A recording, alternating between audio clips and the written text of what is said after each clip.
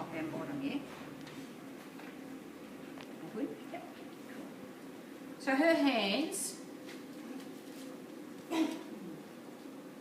will stop you going any further up than what you need to go, all right?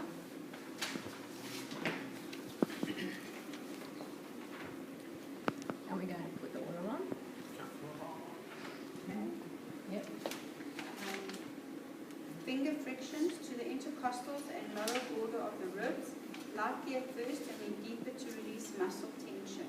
Work the oblique muscles over the ribs and the intercostals with your fingers in the rib spaces.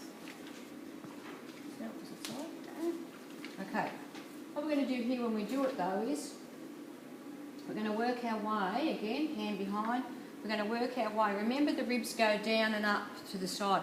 Can somebody just get me the skeleton, please? If you have a look at the way the ribs run. How does it feel? It feels weird. Does it? Yeah. Does it tickle? I haven't had my tummy. No, it doesn't tickle. I haven't had my tummy tucked before. Okay, finger and palm frictions over the ribs using both hands. Start at the sternum and follow the ribs as far as possible, then drag back to the sternum. Using the fingers in a lifting motion, ask kind to breathe in as you lift and breathe out as you slide around the ribs. Okay. Right. So, when we do this in our next part of it, we'll actually use our thumbs as well. So you can go underneath the back and you can come through. I'm just getting underneath the ribs more. Yep. And up. Right. Okay. I'll do the other side. Yeah? I just feel It's tight, or is that just the bone? Oh, no. Tight? This is actually quite common for it to be tight. Why would your intercostals be tight, guys? The muscles here between your ribs, why would they be tight? That's right. You can work a lot. How? Breathing.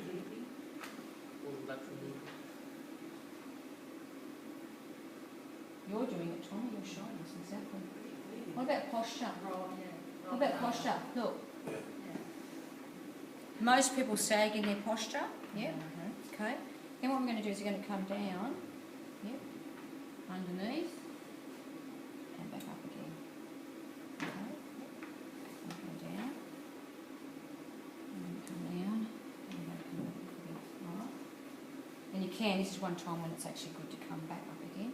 So you can get underneath, and back up again. Okay, then it's abdominal massage, time to time, place a bolster under the knees and feet. She hasn't got bolster, so I can't use it. Okay. I've got a towel under my knees. Oh, you have? Yeah. Oh, sorry. What side do we stand on for the abdomen? Just says stand at the side. Which side do we stand on? The opposite side that you're working at.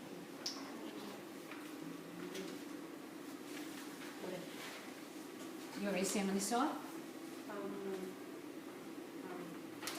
The other side. This side?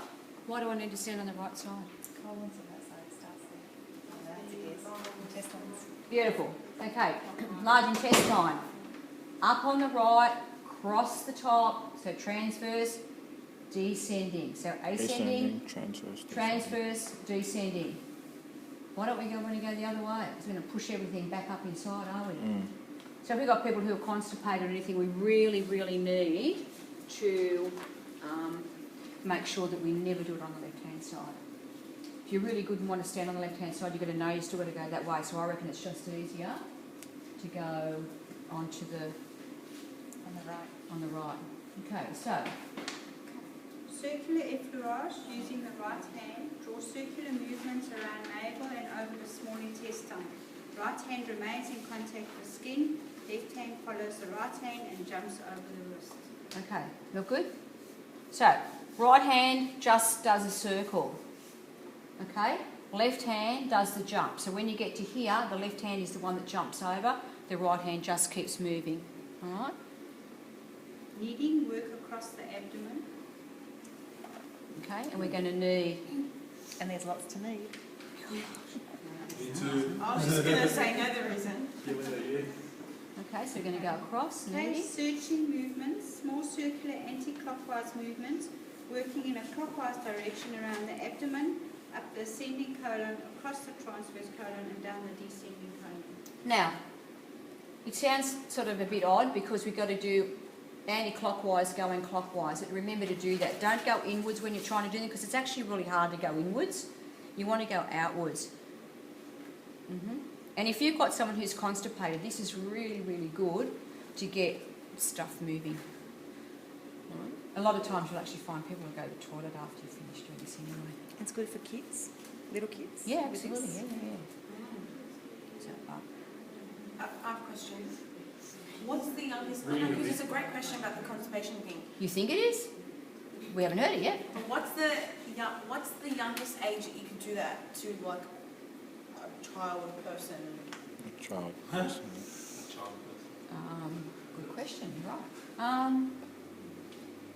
I don't know that there's really. So if you've got a little tiny, you can do it on babies. You can do baby Yeah, I was just massage. gonna say, And does my nephew I mean, obviously, do- obviously the pressure is adjusted, Yeah. and I'm not sure. I mean, on a baby, you could still do the same movement, but it's very good for babies to actually massage them anyway. So. Yeah, because my nephew's 2 and sometimes he just really can't, and it really hurts him to Oh, try, he's fine at so- 2. Okay. Yeah, All right. if he lays still long enough. That's what I was just going to say. He's got to get down. Okay, effleurage of ascending colon, working from heels of hands to fingertips, facing inferior aspect of palm. Okay, so we're just going to come down. So we're going to go with the heel of the hand and the fingers, only the ascending colon. And this is actually quite a deep movement, but it's not a painful movement or anything, is it? It's just deep.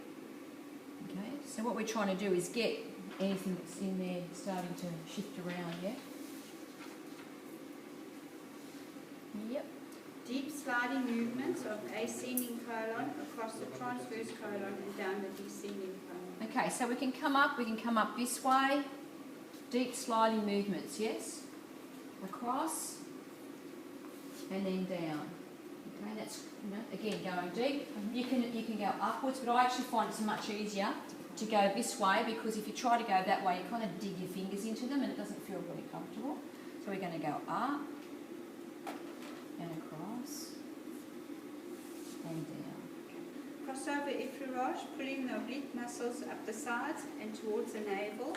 Cross hands at navel, pirouette and slide back of hands across the abdomen and down the sides. So you're coming into my ballet class now. So what we're going to do is we're going to come across. Now you watch what my feet do. We're going to come across, we're going to turn, so we're going to turn and we're going to go over. So fingers lead, so palm of hand leads. Do your twist and then the back of the hands go over. Okay, up we go. Twist and down. Okay, We'll come back kneading to the work across the abdomen. Okay, so we're going to do our kneading again. Okay, crossing movement, push away with the heel of the left hand above the navel and at the same time pulling the fingers of the right hand below the navel. Alternate the movement using both hands over the rectus abdominis muscles like Chinese breathing. So basically all you've got is one hand goes above the other one. Okay. Vibrations over the abdominal region from the lateral aspects. So vibrations. We're just going to vibrate.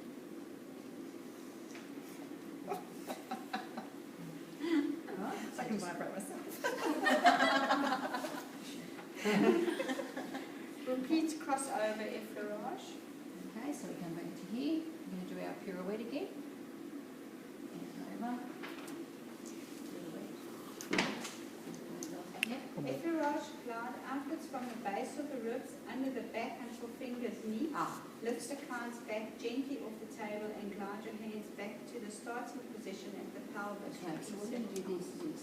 Under the back, lift and just drag your little fingers down towards the pelvis. Now please, you've got a stop point. Alright? Don't just keep on going until something. Okay?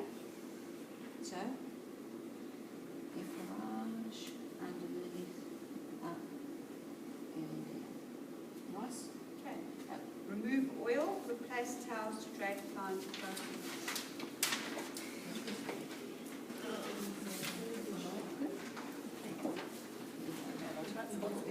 Oh yes, it's funny, isn't it?